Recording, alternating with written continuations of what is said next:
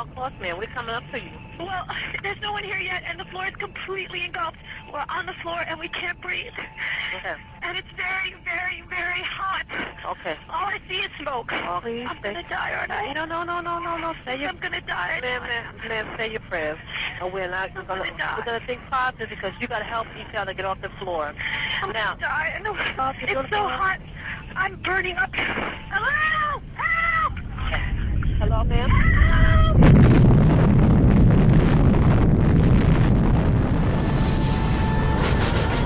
Osama bin Laden is the world's most wanted terrorist. Many to fight of bin Laden's terrorist organization, Al-Qaeda, the most feared terrorist And of our punish time. those responsible. The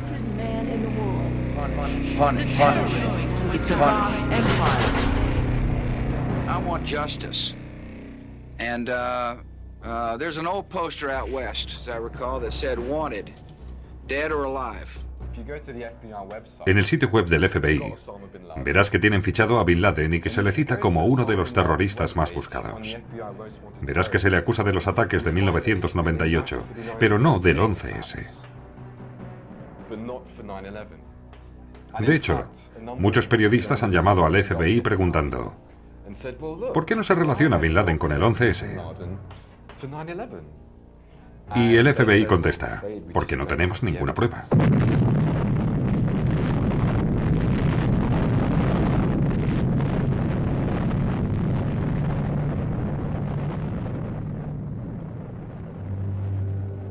Y esto es solo el comienzo.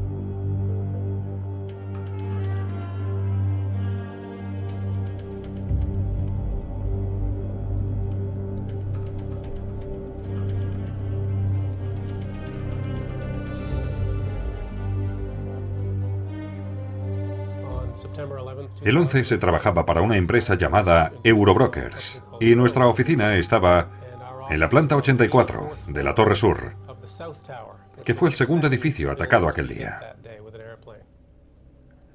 Estaba trabajando en el ordenador y a las 8:46 de la mañana se produjo un fuerte...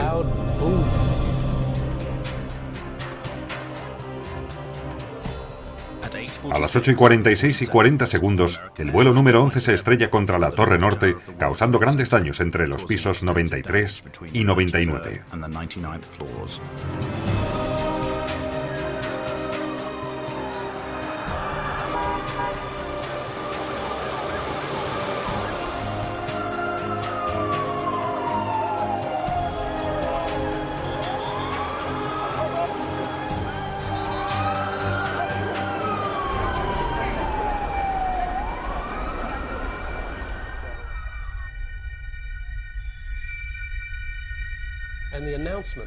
Nos llegó el aviso de la autoridad portuaria. Atención, por favor. El edificio 2, nuestro edificio. El edificio 2 es seguro. No hay necesidad de evacuar el edificio 2. 2 o 3 minutos después hablaba con un tal Bobby Cole. Bobby se encontraba 8 o 10 pisos por debajo y cuando escuchó el aviso, volvió a subir. Y mientras me lo contaba, oímos un boom y otro boom, 2 explosiones que hicieron temblar nuestro edificio. A las 9:03, el vuelo 175 se estrella contra la Torre Sur.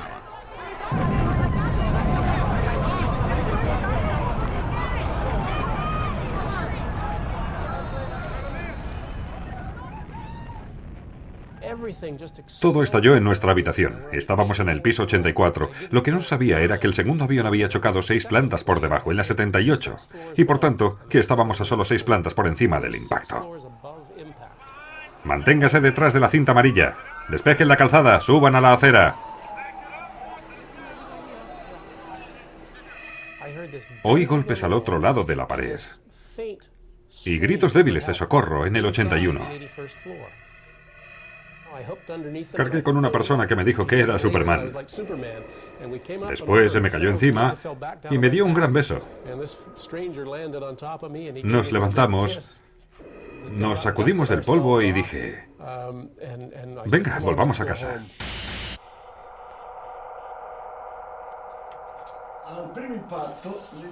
Con el primer impacto, las dos torres se tambalean, pero recuperan enseguida su equilibrio. ¿Por qué? Porque fueron diseñadas específicamente para ello.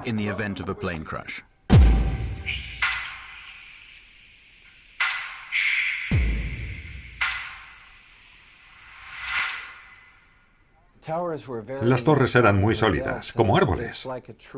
En un árbol, sus fibras están interconectadas entre sí, y por eso si lo doblas, el árbol puede absorber la tensión.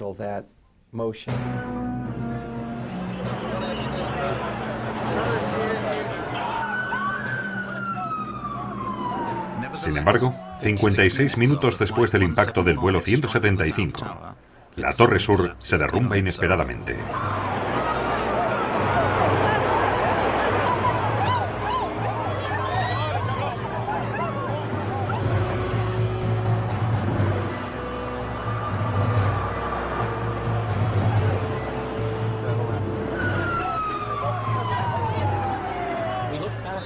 Miramos hacia el World Trade Center, hacia la torre de la que acabábamos de salir, y la vimos venirse abajo. Nos quedamos boquiabiertos. En 8 o 10 segundos, la torre se hundió sobre su propia base y quedó pulverizada.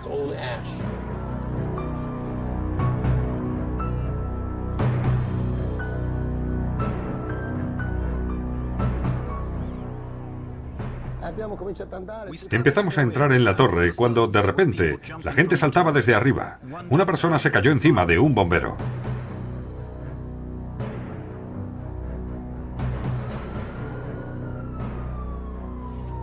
A las 10 y 28 minutos también la torre norte se derrumba.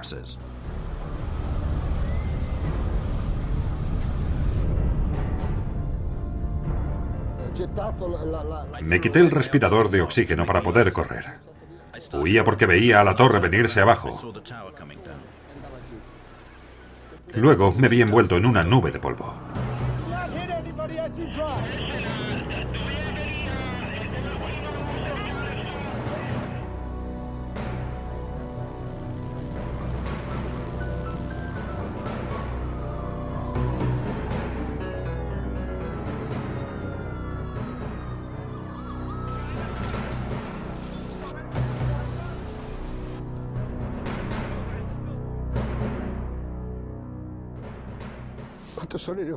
Cuando llegué a casa, toda mi familia me esperaba. Tuve la suerte de volver a casa con mi familia. Todos mis amigos no regresaron nunca.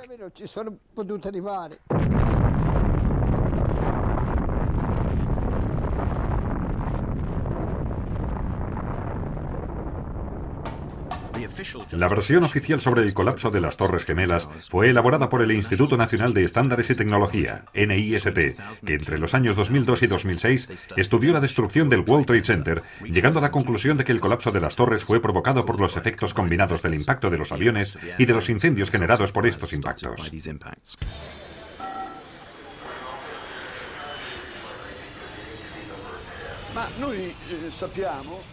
Sabemos, por las mismas personas que diseñaron y construyeron las torres, que deberían haber resistido el impacto de más de un avión.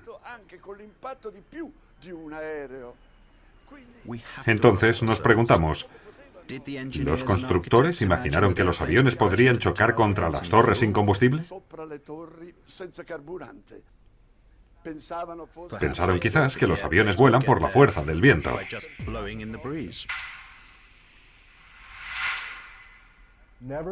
Jamás, ni antes ni después del 11S, se ha caído un edificio de estructura de acero a causa de un incendio. En 2005, en Madrid, se produjo un incendio horroroso. Un rascacielos entero ardió. Era una enorme antorcha que ardió durante 20 horas consecutivas. Pero al final, la estructura aguantó. El rascacielos no se cayó.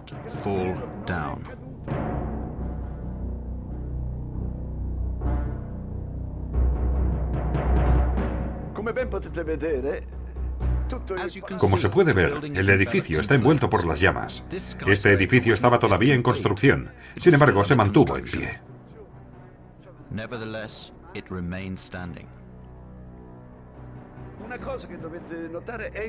Algo a tener en cuenta es el color blanco de las llamas. Significa que hay mucho oxígeno que arde.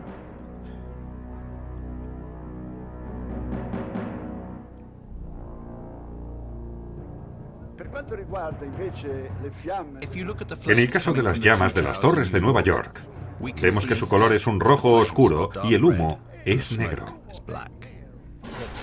Los incendios en ambas torres produjeron un humo denso, de color gris oscuro, casi negro. Esto indica que al fuego le faltaba oxígeno.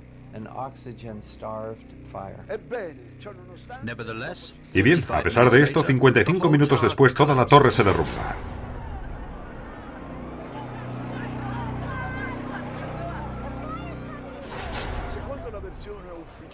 Según la versión oficial, hubo un momento en que la estructura de acero de las torres cedió. Ya no tenía la misma solidez que al principio. Y todo esto a causa del calor, de un calor inmenso. Aquí hay algo que suena raro. Sabemos que algunas personas lograron bajar desde lo más alto, atravesando la zona del incendio más intensa.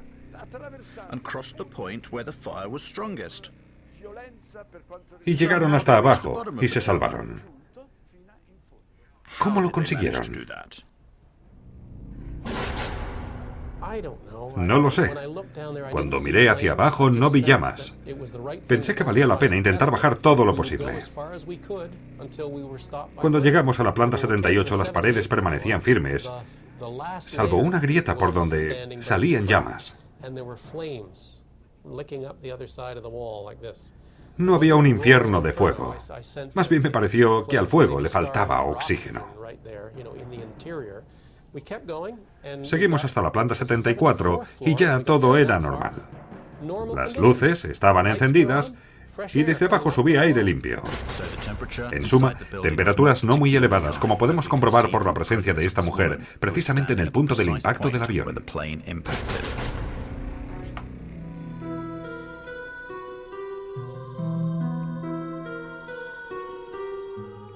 El NIST, para verificar la dinámica efectiva de los colapsos y la forma en que el calor afectó al acero, encargó numerosas pruebas, algunas de las cuales fueron realizadas por la empresa Underwriter Labs.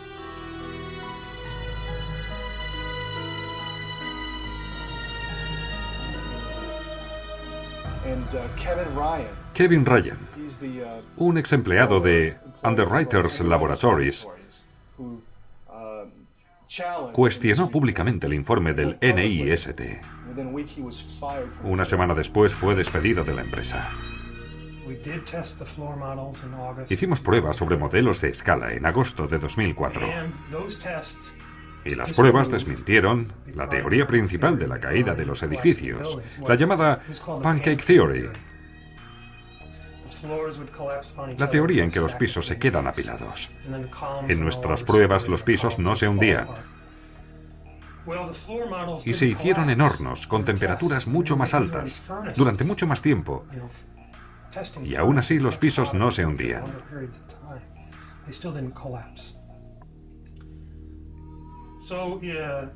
Meses después, el gobierno actualizó su informe y señaló que no solo no hubo colapso, sino que habían hecho pruebas con muestras que habían recuperado del incendio, que indicaban claramente que las temperaturas eran muy bajas.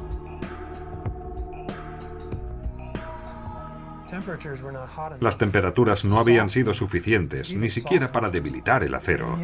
Y sin embargo, lo que dijeron fue precisamente eso, que los pisos colapsaron y que el acero se debilitó.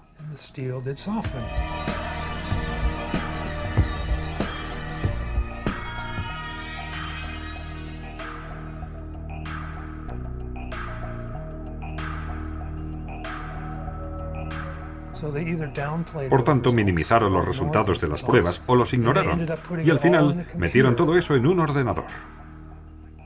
Gracias a los ordenadores, el NIST consiguió corregir este problema.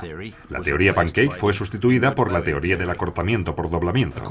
Según el instituto, el calor debilitó los pisos que comenzaron a doblarse hacia abajo. Los muros exteriores de las torres también se doblaron hacia el interior hasta no poder soportar el peso de las estructuras superiores. Su última teoría procede casi en su totalidad de la computadora, y el ordenador no es realmente accesible. No nos han permitido revisarlo.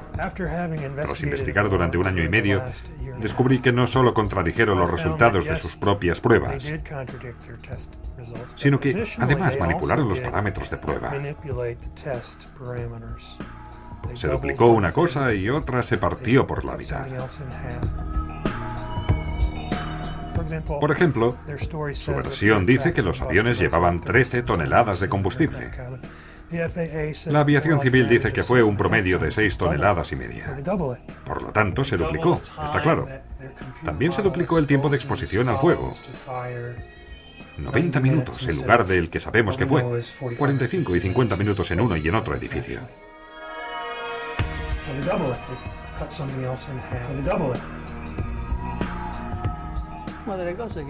Una de las cosas que más me impresionó fue la increíble velocidad del desplome de las torres.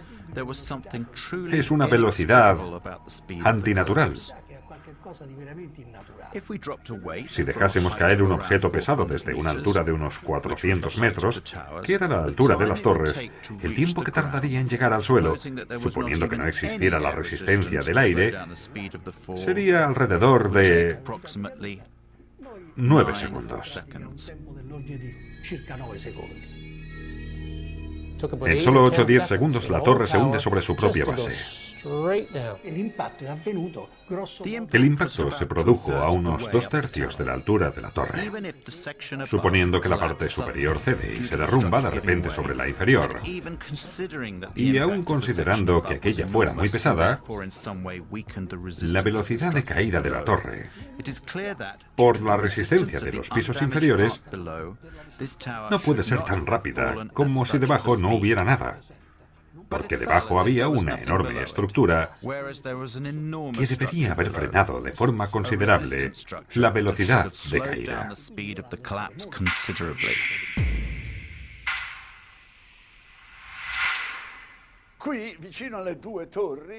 Aquí, cerca de las 2 torres, hubo otra gran torre que fue alcanzada por los desechos de esta torre y que también se derrumbó.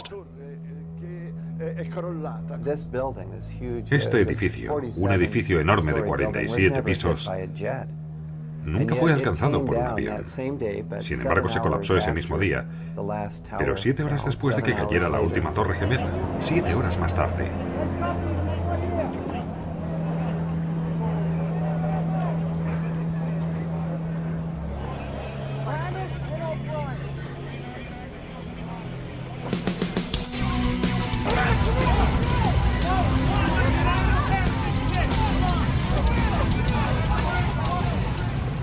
Hemos medido el tiempo de caída y es la velocidad de caída libre.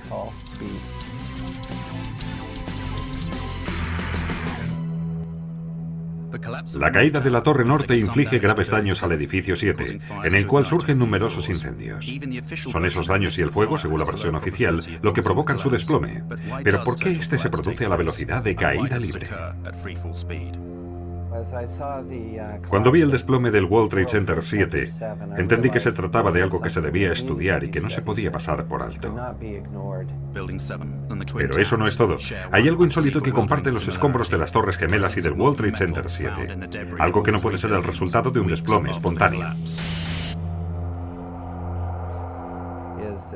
Hay este acero fundido, que ahora hemos estudiado a fondo y que procede de los edificios, y que permaneció en grandes charcos debajo de los escombros de los 3 rascacielos, esto es, de las 2 torres gemelas y del edificio 7. Se ha hecho un análisis por parte de un instituto especializado que examinó la estructura de una viga recuperada de la Ground Zero.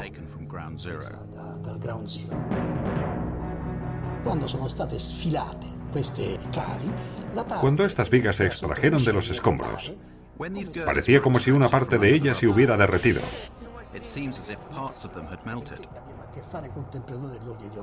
Esto es totalmente inexplicable, porque las temperaturas alcanzadas por el fuego no sobrepasan como máximo los 800 grados. Para fundir una viga de acero se deben alcanzar temperaturas de alrededor de 1600 grados.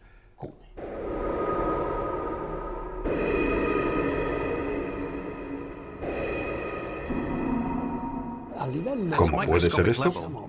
A un nivel microscópico, si examinamos la estructura granular del acero, uno puede detectar la presencia de un elemento que normalmente no debería estar presente, y está allí en cantidades sustanciales, que es el azufre.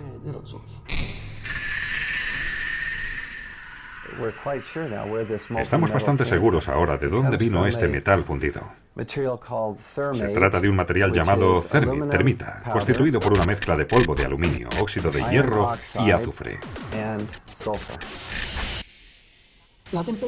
La temperatura es tan alta que el acero se derrite.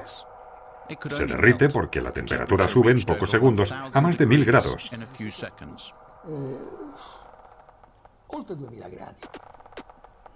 El uso de termita pudiera haber causado la fusión de las vigas de acero. La presencia de termita en los edificios indica que alguien colocó ese material en las columnas de acero para cortarlas de través.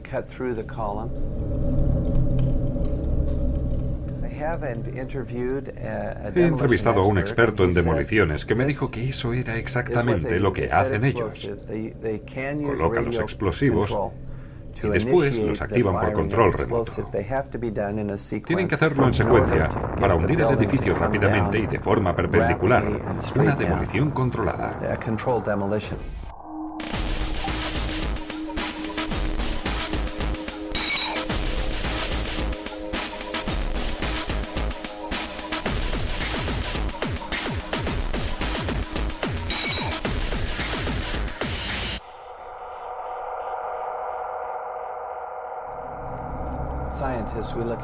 Como científicos, debemos sopesar diferentes hipótesis y explicaciones.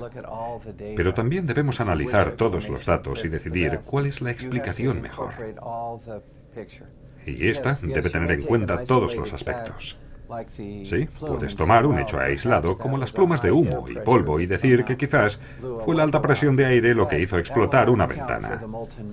Pero eso no explica la presencia de metal fundido, ni de azufre, ni las piscinas de acero fundido en los escombros. Cuando la Torre Sur se derrumbó justo enfrente de mi apartamento, guardé el polvo y se lo entregué a Stephen Jones. El polvo proporcionado por la señora McKinley es muy interesante, porque es como una foto de los residuos generados por la caída de la torre. Es perfecto. Cuando lo analizamos, vimos partículas de metal. Cuando las vi pensé, esto es lo que cabía esperar de la termita. He hecho una serie de experimentos con la termita y sé que provoca la dispersión de pequeñas partículas de metal en todas las direcciones. Y esto es lo que hemos encontrado en este polvo. También encontramos bario. Esto es muy interesante porque el nitrato de bario y el azufre forman parte de la patente militar llamada supertermita. Se trata de termita más azufre y nitrato de bario, sustancias que juntas permiten cortar más rápidamente el acero. El bario es un metal muy tóxico. Por eso no es normal encontrarlo en ese polvo en una concentración tan alta. Su presencia, en mi opinión, indica claramente el uso de la versión militar de la termita.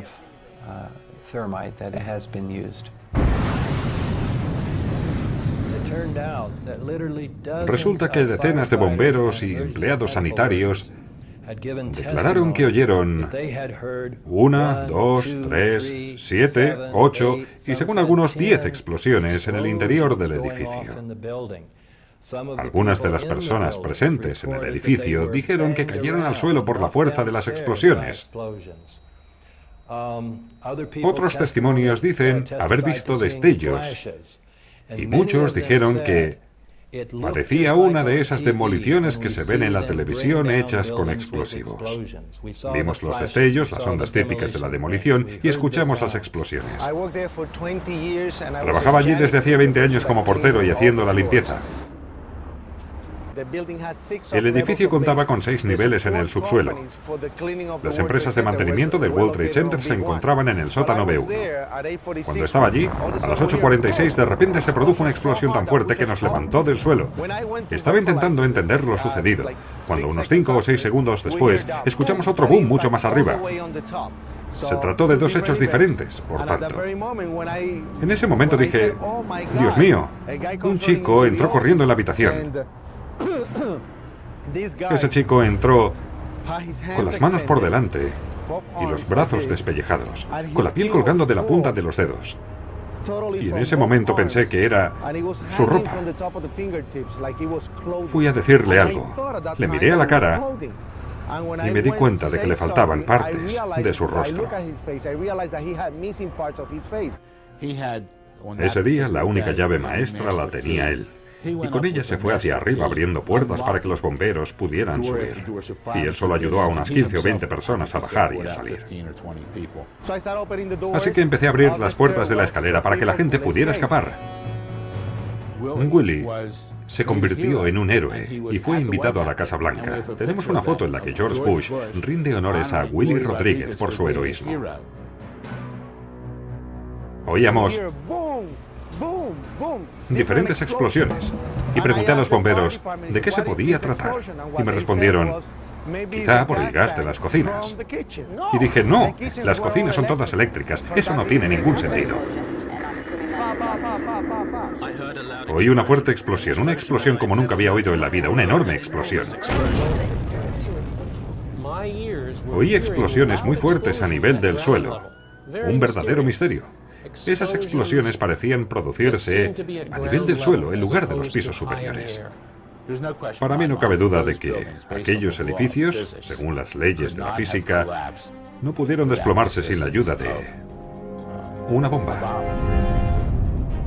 No, entonces oí otra explosión. No, pienso que fue una bomba. Willie hizo una cosa verdaderamente sorprendente. Acusó de homicidio al presidente Bush, que le había ensalzado como héroe nacional, y le citó a juicio junto a Cheney y a Bush padre. Y Willie no hizo para obtener beneficio alguno, pues le costó todo lo que tenía. Perdió su casa y su puesto de trabajo. Hoy su único objetivo es averiguar la verdad.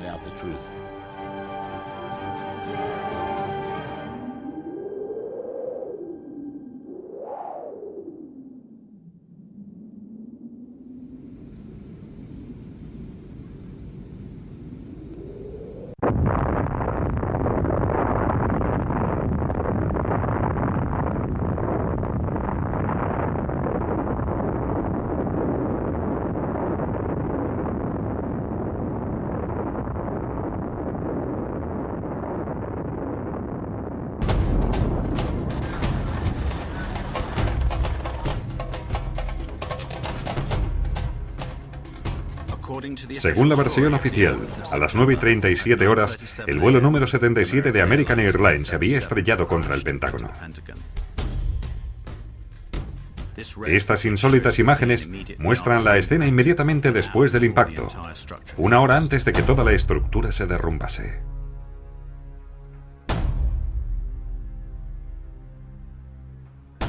Como se puede ver, es una escena muy inusual, ya que uno esperaría ver cosas como trozos del avión, maletas, desechos por todas partes, igual que en todos los demás accidentes aéreos. Y en cambio, no se ve nada de eso.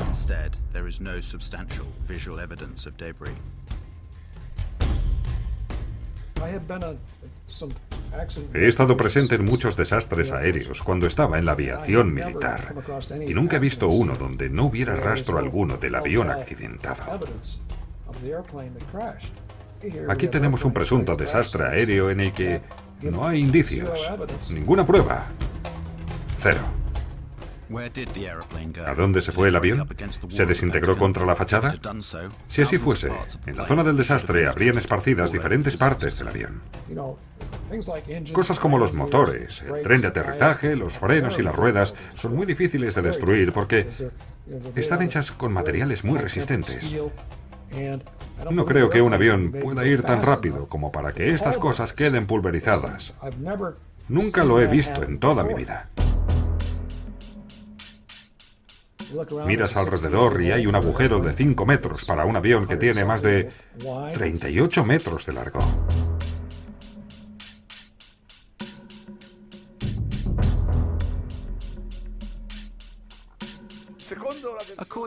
Según la versión oficial, este Boeing 757 de American Airlines desapareció dentro de este agujero. ¿Lo veis? De 5 metros. Repito, de 5 metros de diámetro.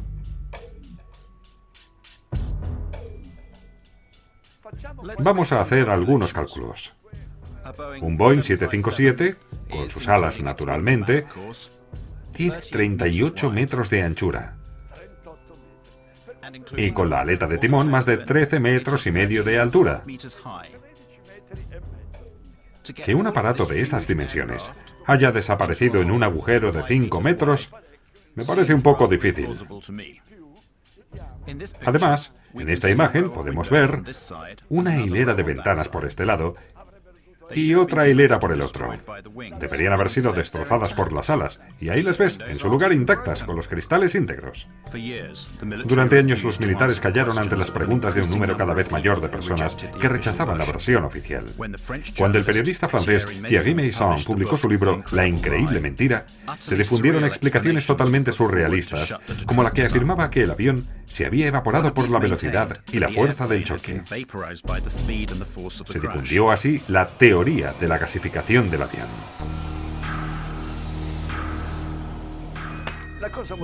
Una cosa extraña es la desaparición de algunos componentes de este Boeing. En primer lugar, los dos motores, y después las alas. ¿A dónde fueron a parar? ¿Gasificadas? Por lo que se refiere al fuselaje, quedó intacto y traspasó la pared exterior del Pentágono y salió por el otro lado, por la parte opuesta, destruyendo numerosas columnas.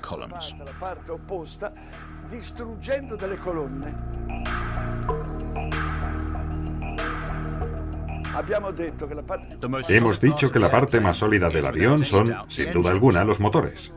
De hecho, estos motores están construidos con una aleación de titanio y acero. Es tan dura que ni siquiera se derrite a los 3000 grados. Bien, tendríamos el derecho de ver en este muro los dos agujeros provocados por los motores. Pues no, no hay ninguna señal. Dos agujeros que esperábamos encontrar no están. No hay indicios del impacto de las alas en el Pentágono, como sí ocurrió en cambio en la Torre Norte, donde se pueden ver la silueta de la aeronave y los 25 grados del ángulo. Se puede ver claramente la silueta del fuselaje y de los dos motores. Aquí en la Torre Norte se ve claramente la silueta de ese avión en su fachada. Pero en el Pentágono no se ve nada parecido.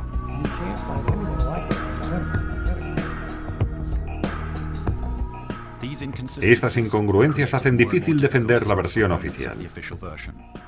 Así, mientras los militares continuaban callados, aparecieron en Internet y en la prensa varias fotos de restos del avión encontrados en el Prado o a lo largo de la trayectoria del avión dentro del edificio. De acuerdo, nada de gasificación. Pero enseguida difundieron otra teoría que sugería que el avión, entrando en aquel agujero de 5 metros, plegó las alas como hacen las libélulas. Por eso, Una vez dentro, allí se encontraban los restos, motores, etc. Allí dentro. Una de mis tareas en el ejército fue interpretar imágenes científicas y técnicas de inteligencia durante la Guerra Fría.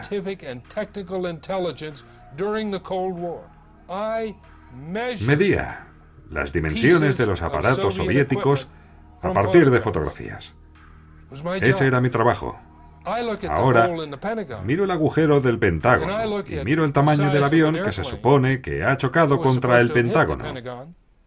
El avión no cabe en ese agujero. Entonces, ¿qué se estrelló verdaderamente contra el Pentágono? ¿Qué fue lo que impactó? ¿Dónde está? ¿Qué está pasando?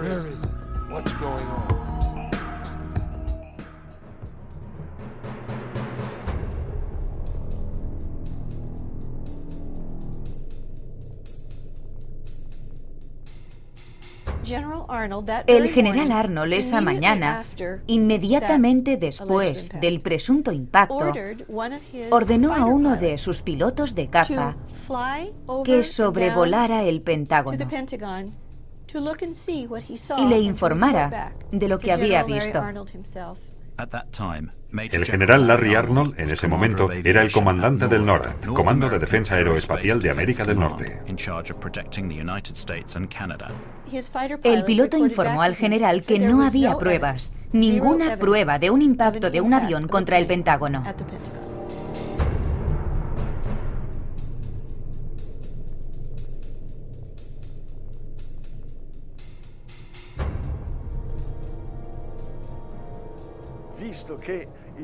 Dado que el Pentágono poseía 86 grabaciones distintas del incidente, ¿por qué no se mostraron algunas a las personas dubitativas? El FBI fue inmediatamente al lugar y confiscó las cintas de videovigilancia. Confiscaron 86 vídeos.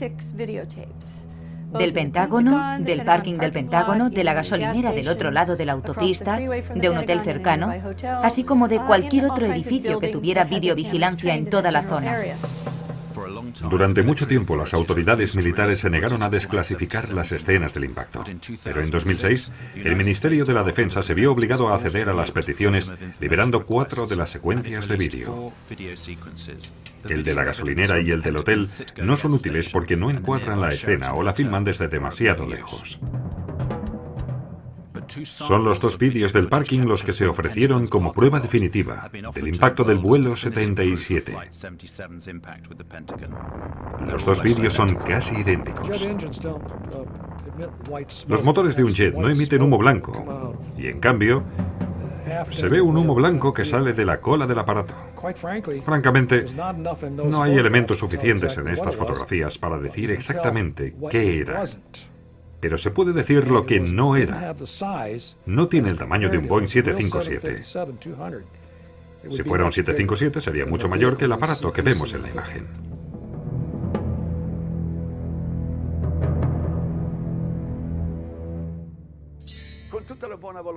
Con la mejor voluntad. ¿Vosotros veis un avión aquí? El Pentágono nos contestó, no, no se ve el avión porque lamentablemente el avión pasó entre un fotograma y el siguiente. Entre un fotograma y el siguiente.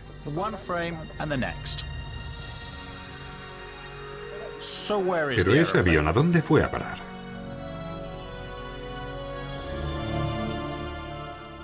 Según la agente del FBI, Jacqueline Maguire, como se puede ver en esta declaración jurada, solo una cámara tomó imágenes de la escena, y esos son los fotogramas que ya hemos visto.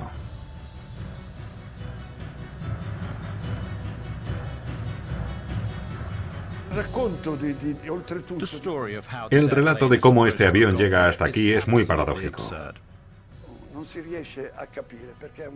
No se puede imaginar cómo, con el fin de ponerse a la altura de la fachada del Pentágono, ha sido capaz de dar un giro de 270 grados a una velocidad aproximada de 800 kilómetros por hora.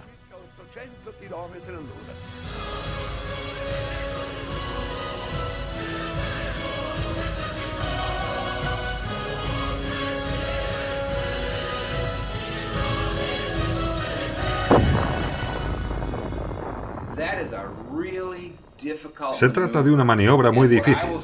Le digo que incluso un piloto experto con miles de horas de vuelo probablemente tendría que hacer 10 o 20 intentos antes de realizar con éxito esa maniobra.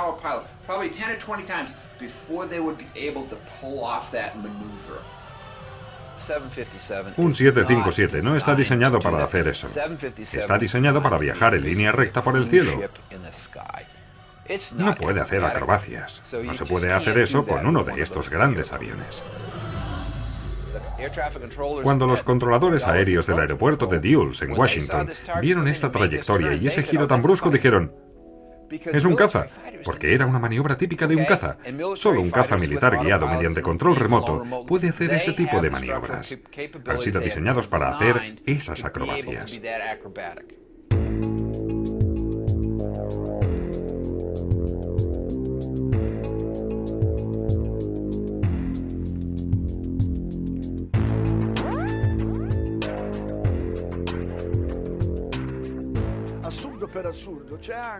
El colmo del absurdo es la altura a que este avión volaba.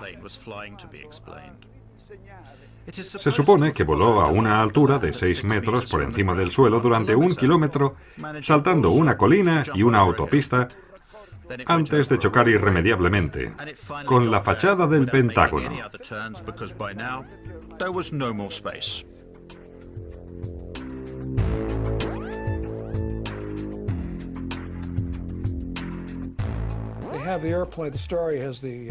Han dicho que el vuelo 77 iba a 530 millas por hora, pero es una velocidad imposible. No se puede ir tan rápido a una cota tan baja. A una cota alta se puede ir a esa velocidad, pero no a 6 metros del suelo, porque el aire es demasiado denso. I challenge any pilot anywhere. Give him a Boeing 757, tell him to do 400 knots 20 feet above the ground for half a mile. Can't do. It's aerodynamically impossible. Por tanto, la historia de cómo el avión se estrelló en el Pentágono no tiene ningún sentido.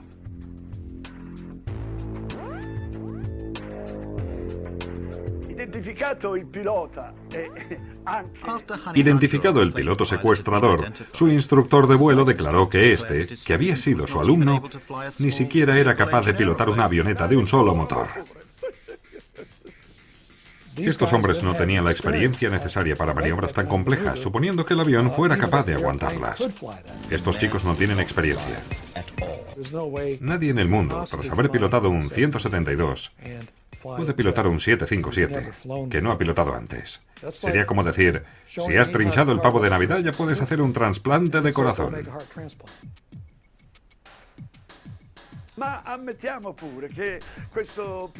Admitamos que este piloto incompetente pudiese pilotar un Boeing 757.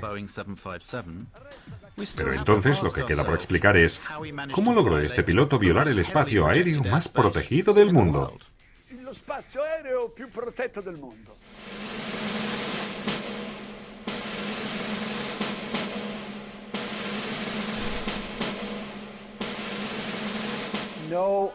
Ningún avión no detectado se aproxima al Pentágono o a la Casa Blanca. Eso no ocurre. Punto. El espacio aéreo de Washington DC, llamado P-56, es de los más controlados del planeta. Cuenta con su propio sistema de seguimiento por radar y de respuesta militar. P-56 es el espacio aéreo restringido en torno al Pentágono y a la Casa Blanca. Es una zona muy sensible a la que ningún avión no identificado puede acceder. Washington tiene una zona de defensa aérea de 50 millas de radio y una zona protegida de 17 millas alrededor del monumento a Washington, y luego otra zona de 3 millas alrededor del Capitolio. Es un espacio aéreo impenetrable. No puede ser de otra manera, dada la importancia de los edificios que se encuentran allí. Es una zona totalmente inaccesible. Nadie entra allí dentro. Nadie. En la base aérea de Andrews, a 15 kilómetros de Washington, hay cazas F-16 y F-18. También la 113ª Unidad Aérea de la Guardia Nacional se encuentra en una base aeronaval en la costa y pueden enviar cazas en muy poco tiempo. Las dos bases estaban operativas aquel día, pero ninguna de las dos intervino. Además, el Pentágono tiene su propio sistema de defensa. Si un avión, cualquier clase de avión, iba hacia el Pentágono, ¿por qué las baterías antiaéreas del Pentágono no dispararon? Después de todo, estamos hablando del edificio más protegido del planeta.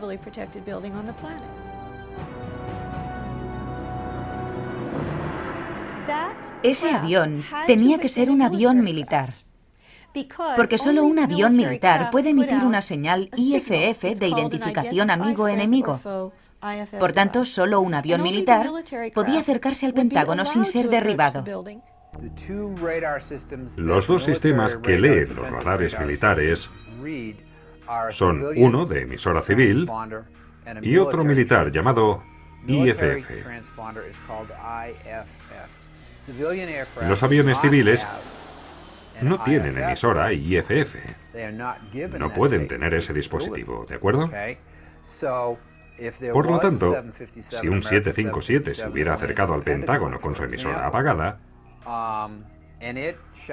no teniendo una emisora IFF militar, se le hubiera considerado un intruso, un objetivo a abatir.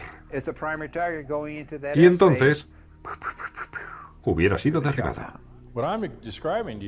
Lo que estoy describiendo es un bloqueo completo de los procedimientos de intervención de la FAA, NORAD, P-56 y del Pentágono, todos en el mismo día, en medio de lo que, desde las 9:05 de la mañana, era conocido a nivel nacional como un ataque terrorista, y eso no tiene sentido.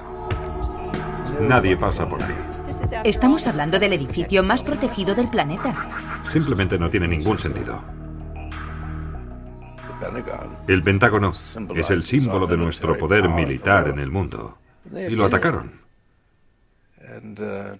Y hoy aún no sabemos con qué.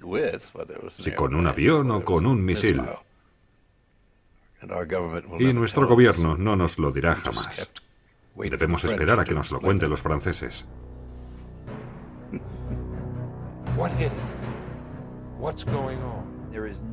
Hasta ahora no hay nadie que haya dicho con toda seguridad en esta investigación que se trataba del vuelo 77. Lo suponen, lo presumen, lo imaginan. Dicen, esto es lo que creemos que es.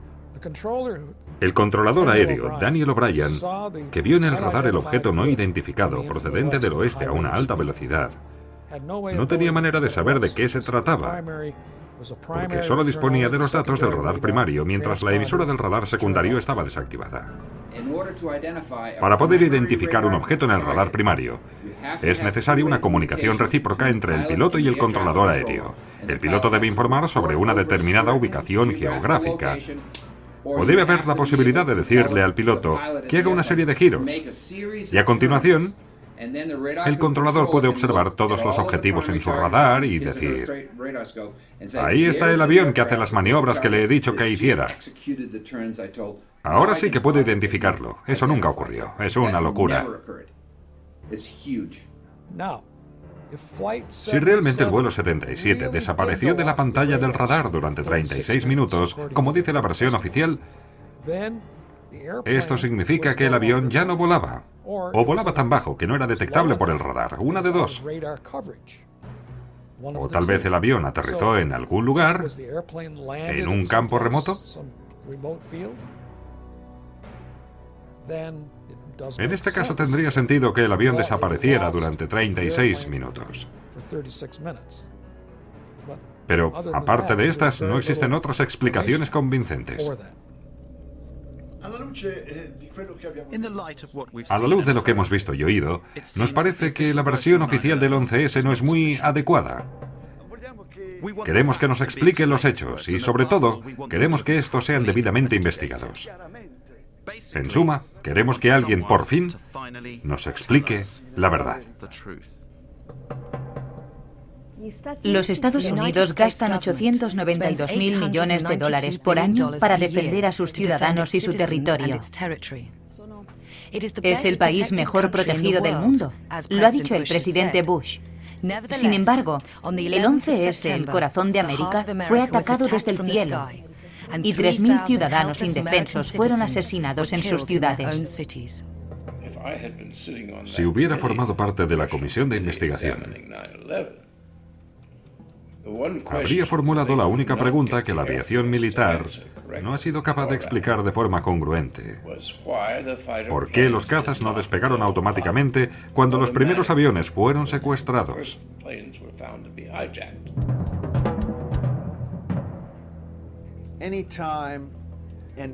Si un avión se desvía de su rumbo, o se pierde el contacto por radio, o su emisora de radar no funciona, cada vez que se produce alguna de estas tres circunstancias, el avión debe ser interceptado. En el 11S se dieron estos tres supuestos. Y sin embargo, ningún avión fue interceptado. Los aviones volaron entre 20 y 90 minutos sin ser interceptados. Tenemos contactos directos con nuestros colegas de la defensa aérea por medio de conexiones directas que se efectúan desde esta pantalla táctil. Al pulsar una sola tecla, aquí se efectúa la llamada al operador de la defensa, que en este caso le responde inmediatamente. En el tiempo que tarda en responder a la llamada, unos 2 o 3 segundos, la información puede ser comunicada.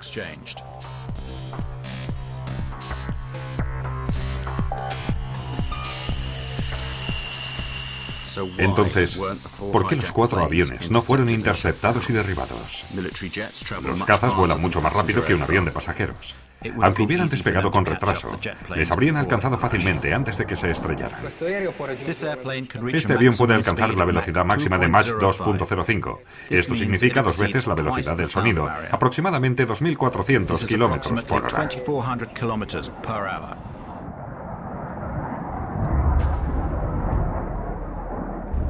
En el noreste de los Estados Unidos hay 16 bases de la Fuerza Aérea. ¿Por qué no fueron interceptados los aviones? Según la versión oficial, la defensa aérea fue informada demasiado tarde. Una de las mentiras más grandes se refiere a la presunta incompetencia de la aviación civil. Cuando perdemos a un avión, actuamos inmediatamente. No perdemos el tiempo, no hay demora, no atenemos al protocolo.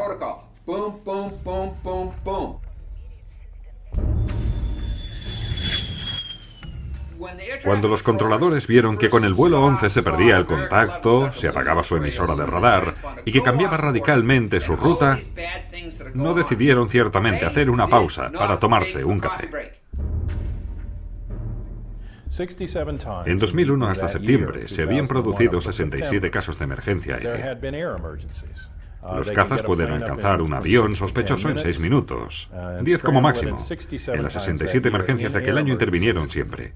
Nunca había sucedido que una emergencia aérea fuese ignorada por tanto tiempo, hasta el 11S. Mucha gente comenta, el presidente tuvo que autorizar el disparo sobre aviones civiles y cosas por el estilo. Eso no es cierto. Un piloto de caza tiene la responsabilidad y la facultad autónoma para derribar un avión si piensa que la situación lo exige. Así es como funciona. No hay que esperar una orden militar. No hay que esperar órdenes de ningún tipo. Eso no es una opción. Es la regla.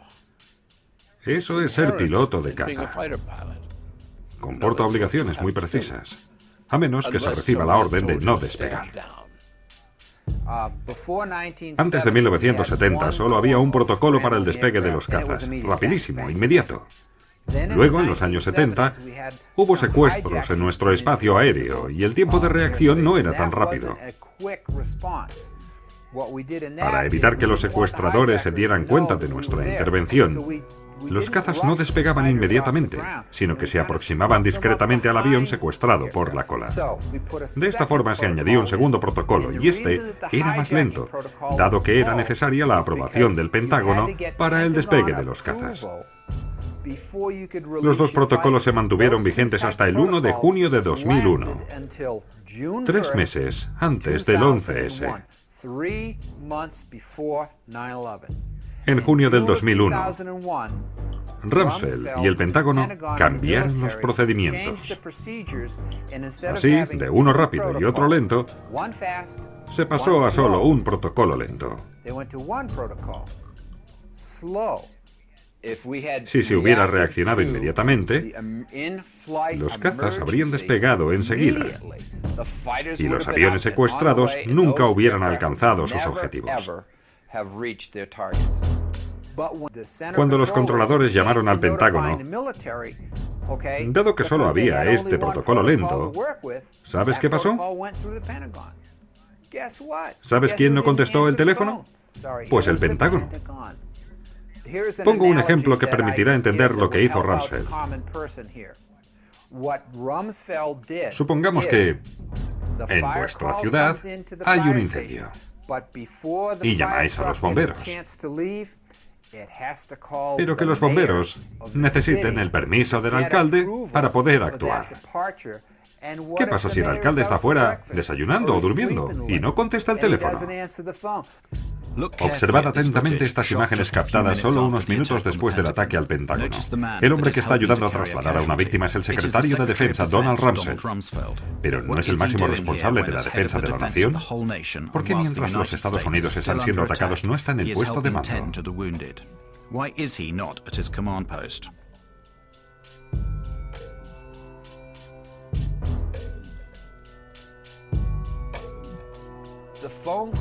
Se llamó por teléfono al Pentágono, pero los militares permanecieron sentados diciendo: «Hey, ¿nadie responde a ese teléfono?».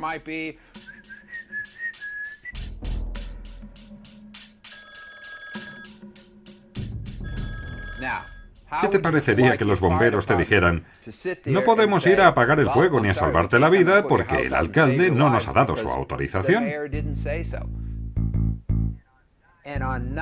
Y el día 12 de septiembre se cambiaron de nuevo los protocolos y se volvió al primer protocolo, al rápido de antes, que es el que hoy está en vigor. Por lo tanto, Rumsfeld y el Pentágono han cambiado 2 veces los protocolos. De tener 2, uno rápido y otro lento, se pasó a uno lento. Y luego el día 12 dijeron: «Oh, esto no funciona, volvemos al rápido de nuevo». Cuando los Estados Unidos fueron atacados en Pearl Harbor, tras 8 investigaciones, fueron castigados y destituidos por negligencia el general Walter Ford, comandante del Ejército para la Defensa de Hawái, y el almirante Hush Van Kimmel, comandante en jefe de la Flota del Pacífico. En cambio, tras la catástrofe del 11S, nadie, ni uno solo, ni siquiera el secretario de Defensa Rumsfeld, ni el jefe de la aviación civil, ni el de la defensa aérea, fueron castigados o destituidos. El general de brigada W. Montague Winfield pidió, el 10 de septiembre de 2001, al capitán Leidig que le sustituyera a la mañana siguiente como director de operaciones. Leidig apenas acababa de terminar el curso que le habilitaba para ejercer ese cargo. El 11S, Winfield volvió a asumir su cargo después de que el último avión se estrellara. Ascendido a general mayor.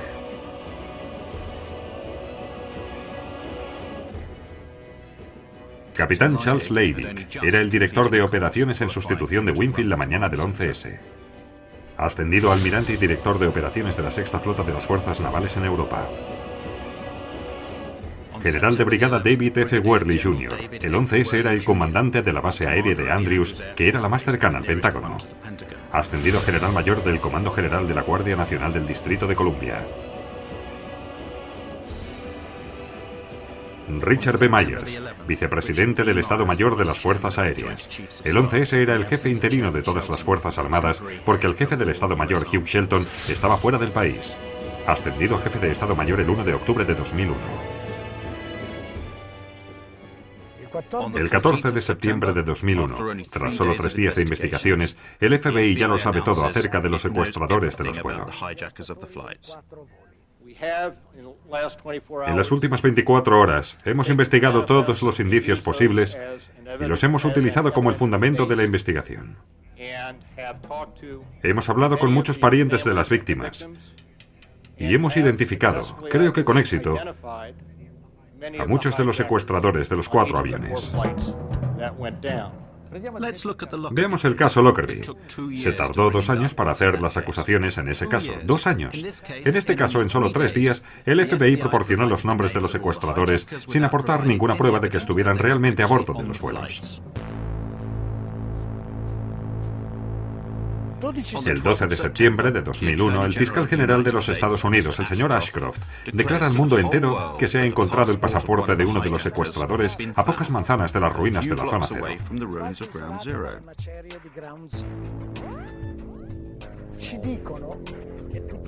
Nos dicen que todo aquello que se encontraba en el interior de las torres se quemó o se convirtió en polvo. El acero se ha derretido, pero el pasaporte ha resistido.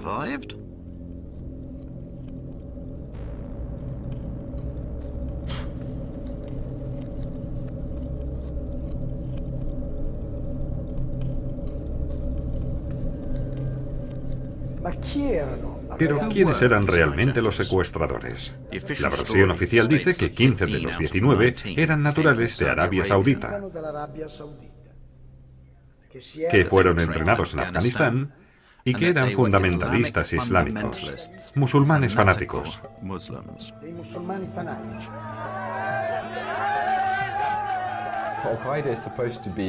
Al-Qaeda se supone que se trata de una red salafista, y el salafismo es una rama muy puritana del Islam,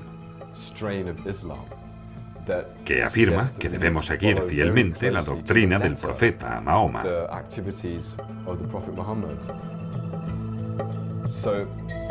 ¿Esas personas eran fundamentalistas islámicos?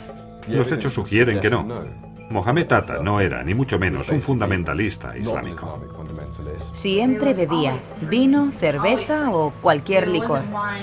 Siempre estaba bebiendo.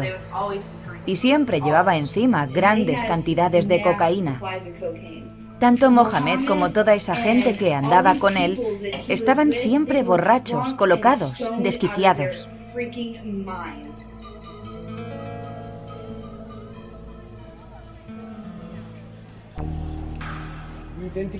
Los perfiles de los secuestradores presentados por el FBI son realmente una locura.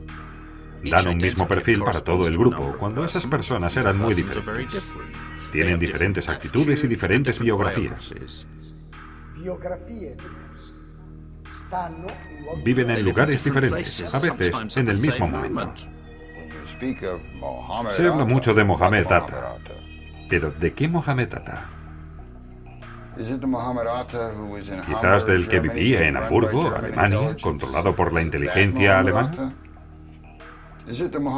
Del Mohamed Atta que aparece en Venice, Florida, donde hay un importante centro de la Agencia de Seguridad Nacional, donde supuestamente aprendía a volar en una escuela de avionetas Cessna.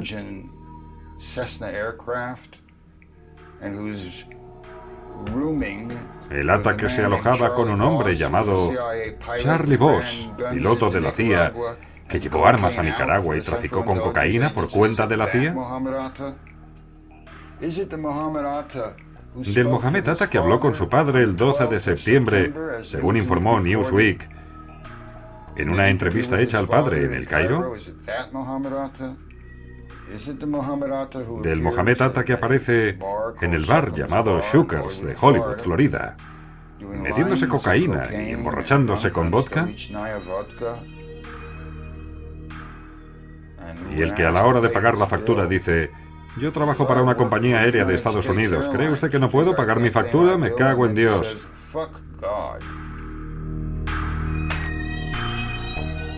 Este no es el comportamiento de un fundamentalista islámico que está a punto de participar en una misión suicida. Prima che l'Atta, che risiede ad Hamburgo in Germania, Atta vivía en Hamburgo, Alemania, según la versión oficial, y antes de trasladarse a los Estados Unidos, alguien en su nombre fue a una oficina del Departamento de Agricultura donde solicitó a una funcionaria un préstamo de $650,000.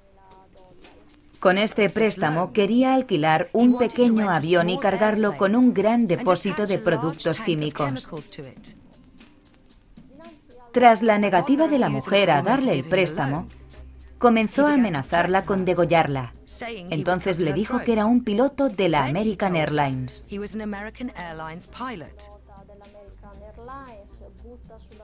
Tiró un manojo de billetes en el mostrador y pidió información sobre los sistemas de seguridad de las Torres Gemelas. Incluso intentó convencerla de que le vendiese un póster del Pentágono que había en la oficina, y después se fue. ¿Es ese el comportamiento de un miembro de una célula secreta? ¿O el de un individuo que solo desea ser recordado? Esto no es el comportamiento de un fanático islámico que está a punto de participar en una misión suicida. Según la versión oficial, Al-Omari y Atta parten de Florida rumbo a Boston, de donde despegarán 2 de los aviones secuestrados. Pero cuando llegan a Boston, el coche no se detiene. Siguen hasta el estado de Maine, 300 kilómetros más al norte, y viajan hasta Portland. Es la tarde del 10 de septiembre. El día siguiente será el día más importante de sus vidas. Un día en el que no pueden cometer errores. ¿Qué hacen? Pasan la noche allí y llaman mucho la atención. Pagan con tarjetas de crédito que van a su nombre. Hacen todo lo posible por dejar rastros de su presencia. A la mañana siguiente, a las 6 horas, vuelan de Portland a Boston. El avión que deben secuestrar despega solo media hora después de su llegada a Boston. Un tiempo tan corto que puede hacer fracasar su plan. Las circunstancias de su salida de Portland a Boston son muy importantes, ya sea para las investigaciones oficiales como para la opinión pública. Es allí donde las cámaras de circuito cerrado captan los rostros de Atta y Al-Omari. Este vídeo se ha emitido cientos de veces en la televisión como prueba de que embarcaron en el avión que después secuestrarían. Falso. Este vídeo solo muestra que embarcaron en Portland. No hay ninguna prueba de la presencia de estos secuestradores. Es simplemente algo que el FBI dice, sin pruebas. No hay ninguna prueba. No hay forma de comprobar la presencia de cualquiera de estos locos, de estos chivos expiatorios a bordo de los aviones. No existe. El día 16 de septiembre de 2001, el secuestrador del vuelo 11, Abdel Aziz Al-Omari, se presenta en el consulado de Estados Unidos en Jeddah, Arabia Saudita, para protestar. Al-Omari, un piloto de las líneas aéreas sauditas, recibe una disculpa oficial de los americanos en las oficinas de Riyadh.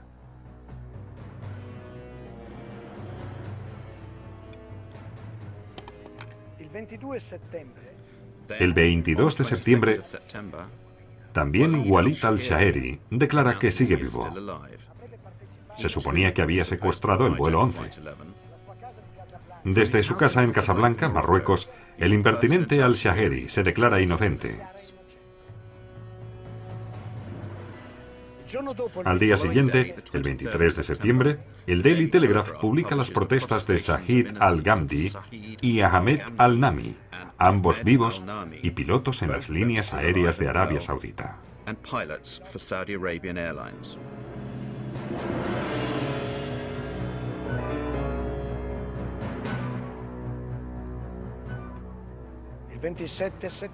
El 27 de septiembre, la CBS encuentra a Salem al-Hazmi. Según el FBI, murió en el vuelo 77 que impactó en el Pentágono.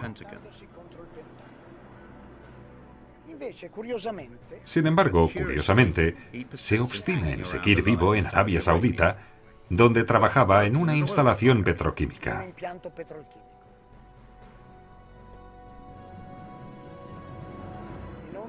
Los nombres de Al-Omari, al-Shaheri, al-Ghamdi, al-Nami y al-Hazmi ¿Han sido borrados de la lista de los secuestradores después de pedirles disculpas? No. 6 años después, estas 19 personas siguen siendo las únicas culpables de los atentados.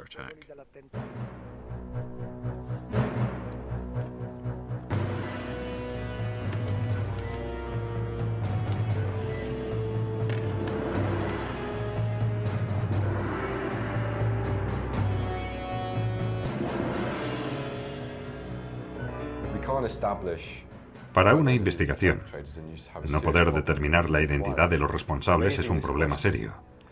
Señalar esta cuestión no implica defender ninguna teoría de la conspiración. Implica criticar el carácter absolutamente ridículo de esta investigación y el hecho de que no tienen ni idea de quién llevó a cabo estos ataques. Por tanto, la pregunta fundamental queda todavía sin contestar. ¿Quién lo hizo?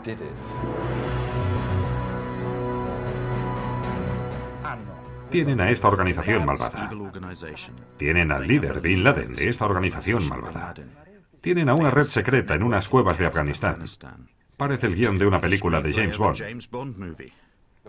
La primera cinta de vídeo de Bin Laden que se filtró a los medios y utilizada para sugerir que Osama Bin Laden había reivindicado los ataques era una cinta muy problemática. Y un análisis ha demostrado que era un fraude a partir de varios elementos. Por ejemplo, Osama Bin Laden llevaba un anillo de oro. Pero, según la ley islámica, está prohibido que un hombre lleve joyas de oro. Entonces, ¿por qué el jefe de uno de los movimientos salafistas más militantes llevaba un anillo de oro? No tiene sentido. El vídeo en cuestión, que se encontró en circunstancias muy dudosas en Afganistán, en una casa de la que se dijo que había sido abandonada por Al-Qaeda, ha sido cuestionado por diversas razones. Por ejemplo, una red de televisión alemana me dio una traducción alternativa completamente diferente a la dada por los investigadores estadounidenses. No reclaman un papel en los ataques del 11S, sino sencillamente están explicando lo que ocurrió el 11S.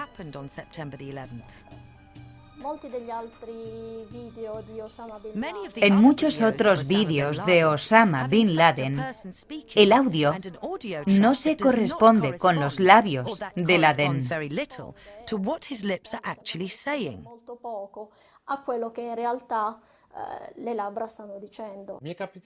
Muchas veces me preguntan, ¿cómo puedes dudar de la versión oficial si Bin Laden mismo ha aparecido varias veces en la televisión diciendo, yo lo hice?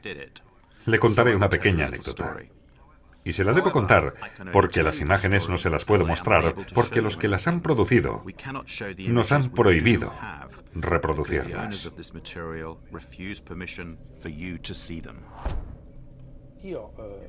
Yo, como miembro de la Comisión de Seguridad y Defensa del Parlamento Europeo, fui invitado en el verano de 2005 a asistir a la proyección de un PowerPoint organizado por el Centro de Estudios Estratégicos de Washington. En él se explicaba qué sucedería en Europa si Bruselas fuese atacada con una bomba nuclear. 50.000 muertos, centenares de miles de heridos, una nube radioactiva, las reacciones de las capitales occidentales. De repente, en la pantalla aparece Osama Bin Laden atribuyéndose la responsabilidad por el ataque nuclear a la sede de la OTAN. Todos los miembros del Parlamento, incluido yo mismo, ni siquiera comenzamos a discutir. Un parlamentario se levantó y dijo, hoy nos habéis hecho la mejor demostración de que la imagen de Osama Bin Laden puede ser manipulada totalmente.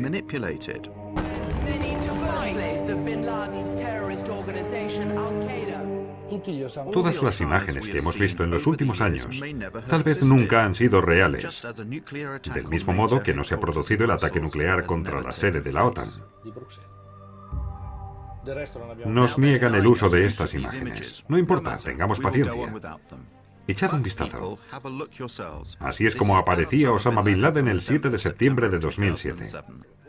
Ahora, comparadlo con los otros Bin Laden que hemos visto en años anteriores. ¿Os parece posible que con el paso del tiempo rejuvenezca? ¿Os parece posible que su barba sea cada vez más oscura? ¿Os parece posible que su nariz crezca en tamaño? No necesitamos hacer muchos análisis. Hasta un niño se da cuenta de que se trata de dos personas diferentes, pero en cambio nos la han presentado como si fueran la misma. Y esta historia nos la llevan contando desde hace más de 6 años. ¿Organizó Bin Laden los atentados del 11S? Y en caso afirmativo, ¿lo hizo solo o con alguien más? Llegados a este punto hay que hablar de Al-Qaeda. Al-Qaeda fue fundada por Bin Laden en 1989, al final de la guerra entre soviéticos y guerrilleros islámicos en Afganistán. Después de esa guerra y no para esa guerra. Pero entonces, ¿contra quién iban a luchar todos esos voluntarios islámicos? ¿Qué significaba Al-Qaeda en aquel momento? Es muy interesante. Sería suficiente preguntárselo a Robin Cook, el exministro de Exteriores británico. En un artículo publicado en The Guardian, Cook confirmó que Al-Qaeda es un término inventado por la CIA para designar a una base de datos de los mujahidín reclutados y entrenados por la misma CIA. Y tenía razón, porque para decir base de datos en árabe basta añadir la palabra malumat. Se dice Al-Qaeda Malumat. Al-Qaeda significa la base. Y Malumat significa datos. Juntos significan base de datos.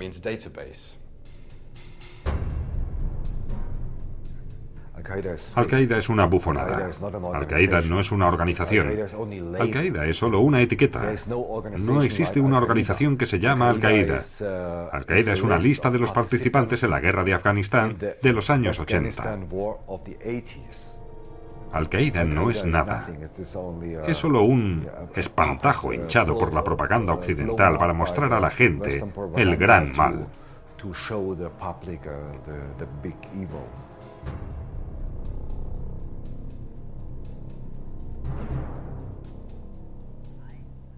Fui jefe de la sección de visados en el Consulado General de Estados Unidos en Jeddah, Arabia Saudita, entre septiembre de 1987 y marzo de 1989.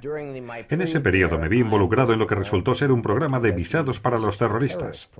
Este programa preveía que algunas personas vinieran al consulado reclutadas por la CIA y por su contacto Osama Bin Laden. Estas personas fueron enviadas a Estados Unidos para ser adiestradas en la práctica del terrorismo, para recibir recompensas o para informar de lo que habían hecho en Afganistán. Creo que se trataba simplemente de cómo hacer explotar las estructuras o de derrocar gobiernos. Después de la Guerra Fría, las conexiones con Al-Qaeda se intensificaron y se multiplicaron. Al-Qaeda ha sido controlada de varias maneras, directa e indirectamente.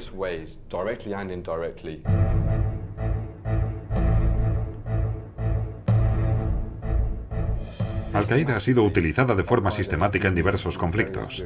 Entre 1992 y 1995, aparece en el conflicto de Bosnia.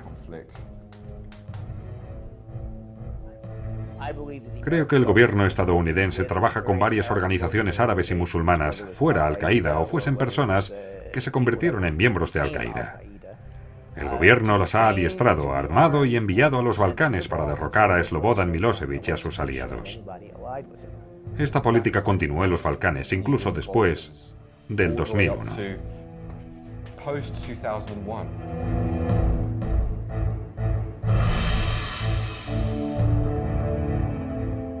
Los servicios secretos americanos, que durante la guerra solo entregaron armas, después de la guerra también emplearon a mujahidín en paro.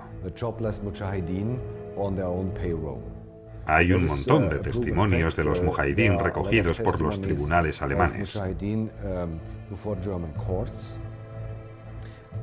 Fueron contratados por subcontratistas del Pentágono, más en concreto por la empresa privada MPRI, Military Professional Resources Incorporated.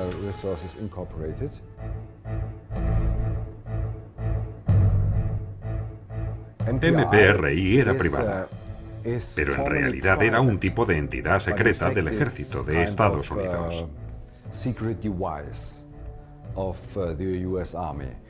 Tienen a más generales de 4 estrellas contratados que el propio Pentágono.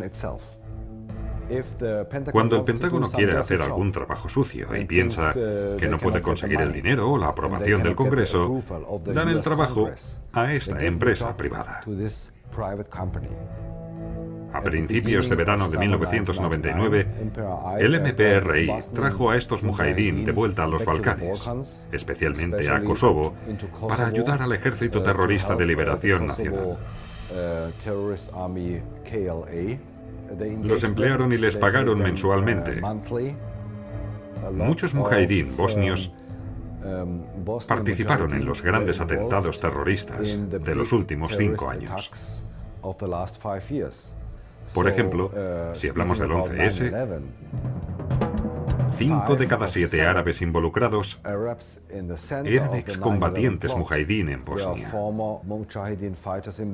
5 de 7. Nadie habla de ello.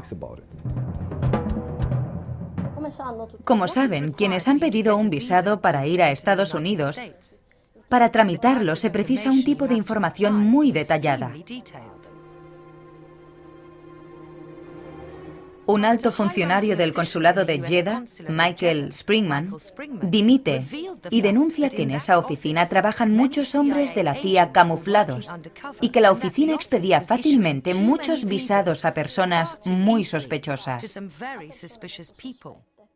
Me dijo un buen contacto, un hombre de negocios de fuera del consulado americano, que si decía una sola palabra de lo que ocurría en el consulado, me despedirían inmediatamente.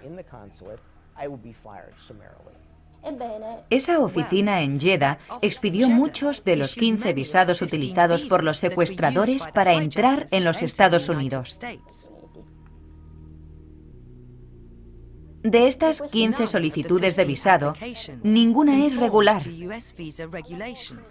Por ejemplo, para el destino, muchos de ellos escribieron hotel, Nueva York o California, y en un caso simplemente no.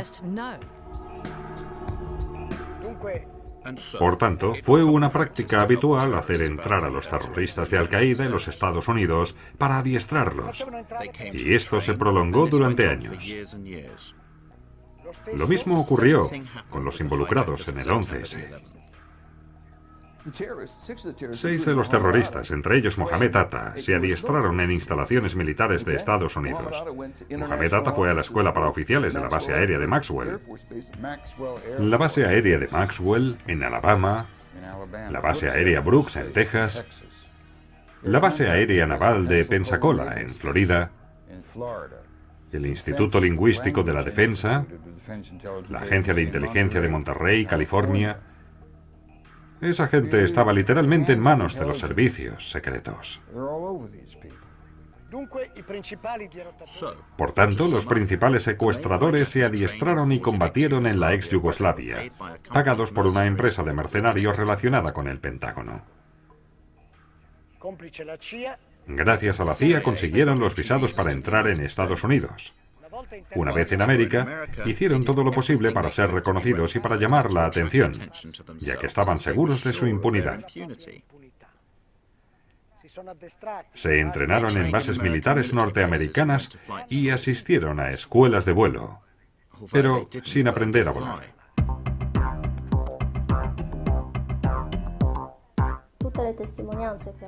Todos los testimonios sobre estas clases de vuelo indican que estos hombres eran totalmente incapaces de pilotar incluso pequeños aviones. Por ejemplo, Mohamed Atta contrató un avión en una escuela de vuelo, pero ni siquiera fue capaz de despegar. Lo dejó abandonado en la pista y se fue.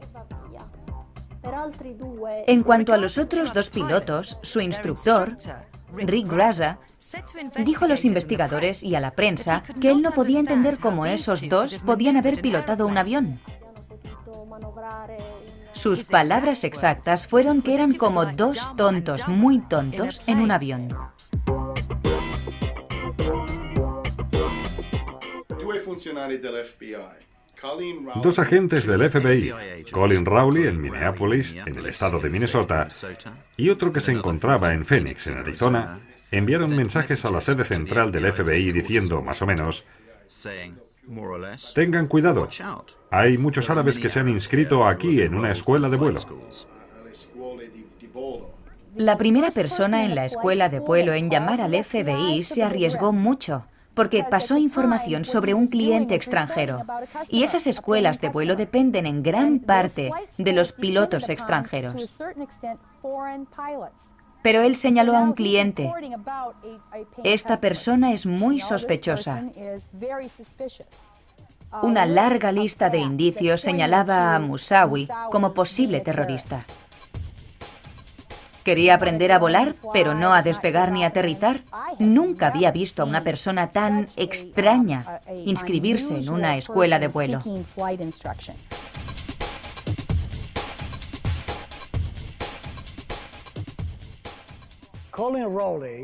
Colin Rowley informó inmediatamente a sus superiores en Washington. Pero no pasó nada. Las investigaciones fueron obstruidas. No hubo advertencias de las que sea consciente que permitieran prever este tipo de operaciones en nuestro territorio. Escribí un informe en mayo de 2002, de 12 o 13 páginas, para la Comisión Conjunta de Inteligencia. Básicamente, lo que decía era que no era verdad que los atentados del 11S no hubieran podido ser previstos. Durante el verano anterior al 11S, el director interino del FBI, el señor Picard, intentó advertir un par de veces al ministro de Justicia y fiscal general Ashcroft sobre el riesgo terrorista. La primera vez, Ashcroft mostró poco interés por el asunto. De hecho, en el agosto de 2001 definió el terrorismo como la última de sus prioridades. En un momento, Ashcroft le dijo a Picard: "No quiero oír hablar más sobre el terrorismo".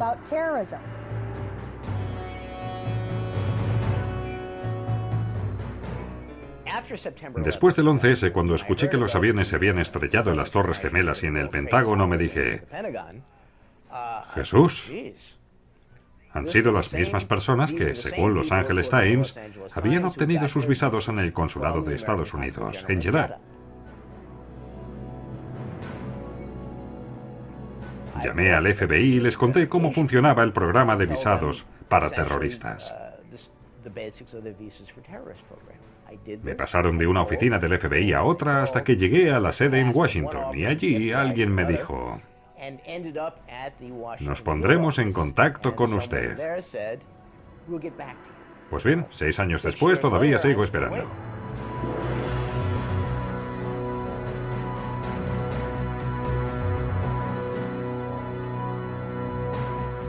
Habíamos recibido algunas cintas de audio obtenidas 3 meses antes del 11S a partir de una fuente nuestra, de un informador iraní que estaba al servicio del FBI desde hacía 10 años, desde el 1991 o 1992. En abril de 2001, este informador dijo al FBI que había obtenido una información según la cual Al-Qaeda y Bin Laden estaban preparando un ataque contra los Estados Unidos que afectaría 5 grandes ciudades con el empleo de aviones, y que el ataque tendría lugar en los próximos meses.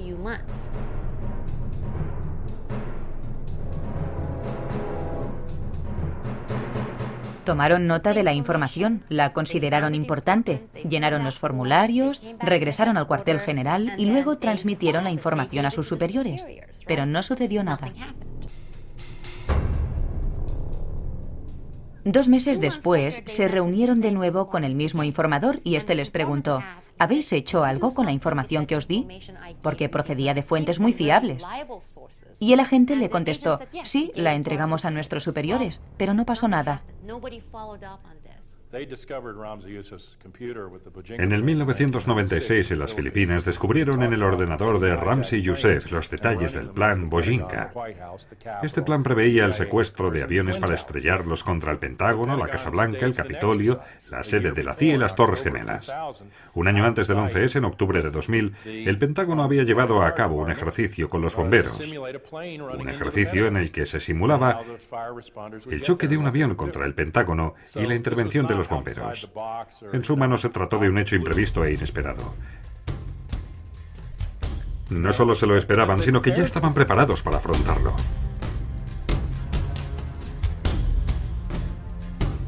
Una de las declaraciones más frecuentes de la administración Bush fue: estos ataques nos cogieron por sorpresa. Creo que nadie pudo prever el uso de un avión secuestrado como un misil. No creo que el gobierno pudiera prever que habrían lanzado aviones de pasajeros contra los edificios en un número tan grande.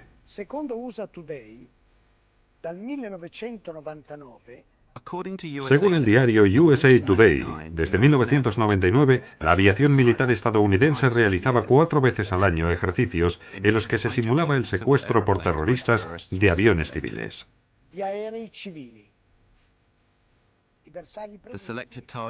Los blancos previstos eran las Torres Gemelas y el Pentágono.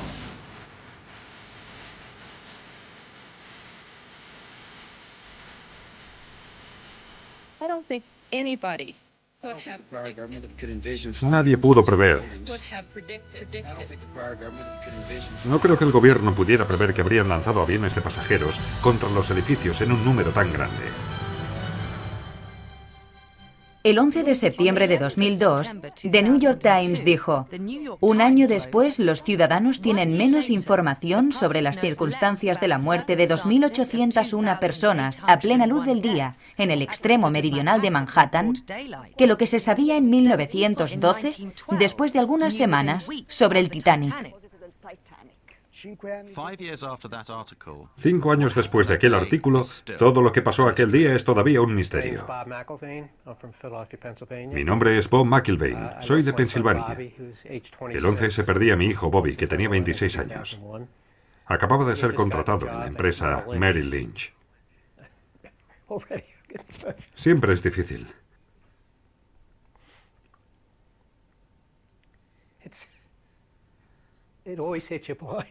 No os preocupéis, ahora se me pasa.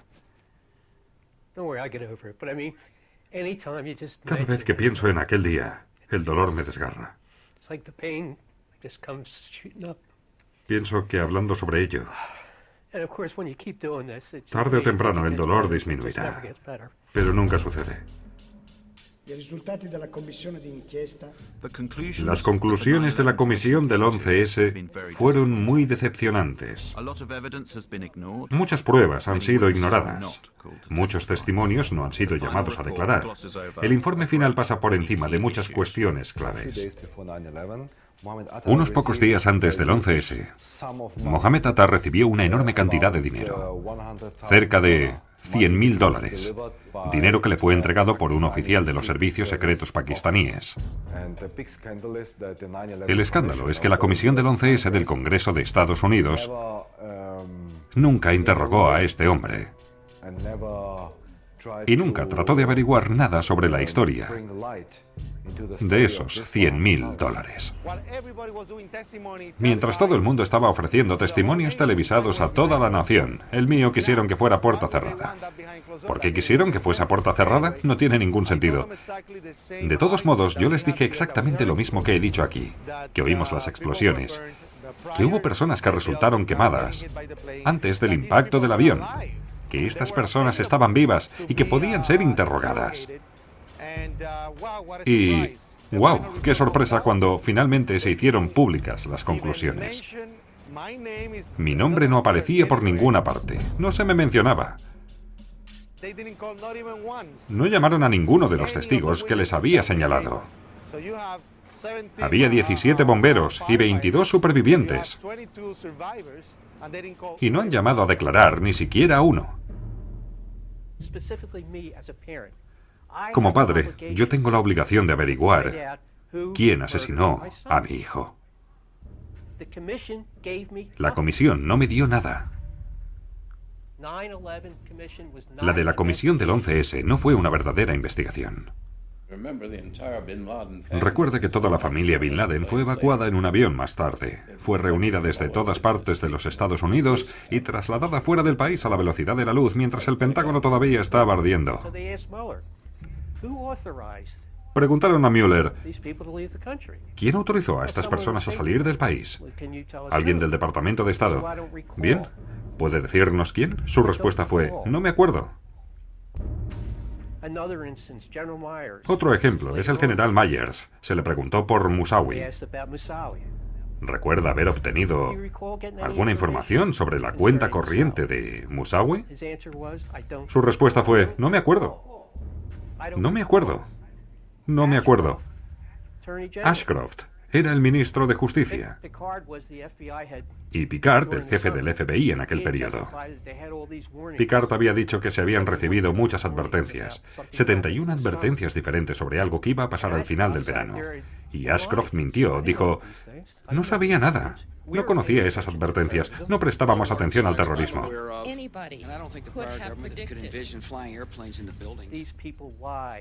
Estas personas mintieron y nuestro gobierno las protege. Era obvio que estaban mintiendo. Deberían ir a la cárcel. Mueller debería estar en la cárcel. Ashcroft debería estar en la cárcel. Condoleezza Rice debería estar en la cárcel.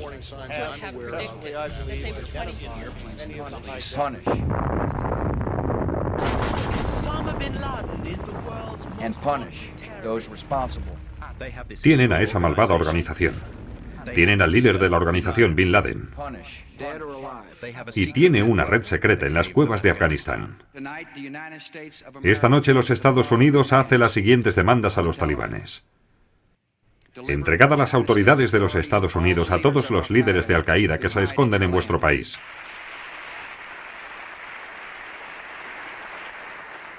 Permitid a los Estados Unidos pleno acceso a los campamentos de entrenamiento de terroristas para poder asegurarnos de que ya no son operativos. Y que esto quede claro, estas demandas no son negociables.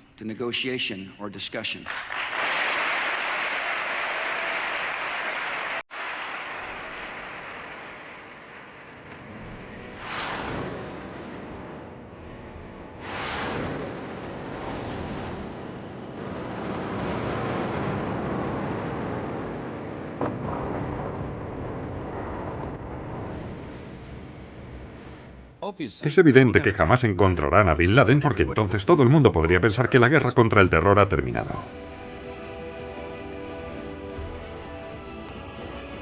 Es difícil para los americanos imaginar lo malas que son las personas que hacen estas cosas.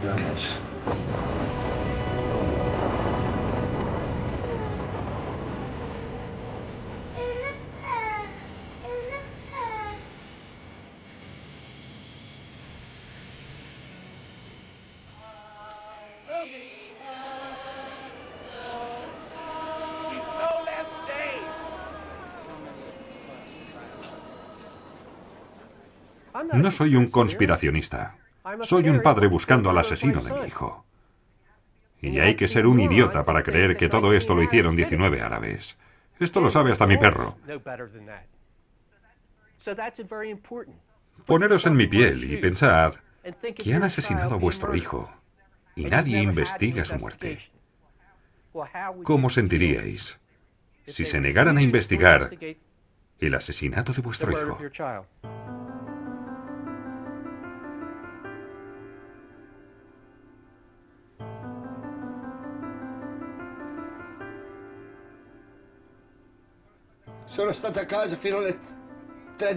Estuve en casa hasta las 3 de la madrugada. Entonces me levanté porque no podía dormir.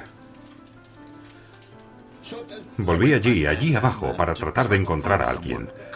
¿No podía haber otro bombero o policía atrapado allí abajo? Una persona que trabajara allí. Quería encontrar a alguien para sentirme algo mejor.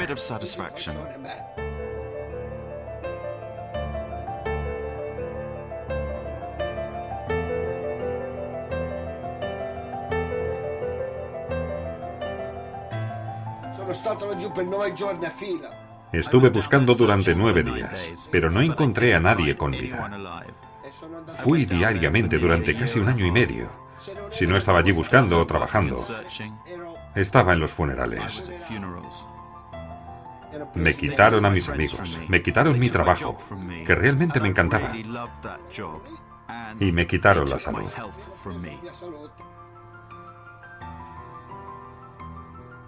No quiero olvidar ese día.